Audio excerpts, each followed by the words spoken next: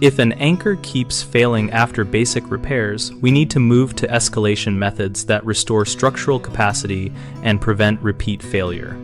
First, try patching the hole completely by removing loose material, cleaning the cavity, and filling with a high-strength structural repair mortar or an epoxy injection system rated for the substrate.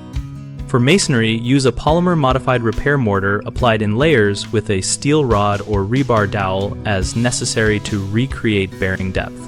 For hollow or damaged drywall situations, cut back to sound material, install a backer plate or a repair block, and refinish so the new anchor bears on solid substrate.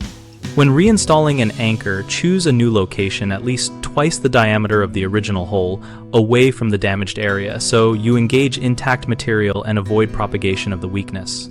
Consider switching anchor type to a stud-mounted solution, where a threaded stud is anchored into reinforced substrate, or through bolted into a backing plate that spans the damage zone.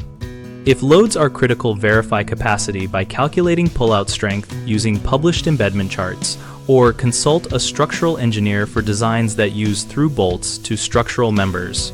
Common mistakes include reusing the same hole and undercutting repair strength, which leads to repeat failure. So always completely remove damaged material and place the new anchor in sound substrate. Another issue is relying on the wrong anchor type for the load and substrate, which causes shear or pull-out failure. So select anchors designed for the material and expected load, and when unsure, use stud mounting or through bolting.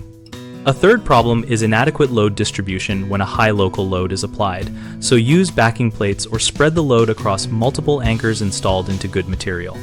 BigHomeProjects.com connects homeowners with local contractors by listing professionals and letting homeowners read and share real project experiences. We also help contractors find work and grow leads, and our site includes a discussion community where users and pros exchange advice and troubleshooting tips.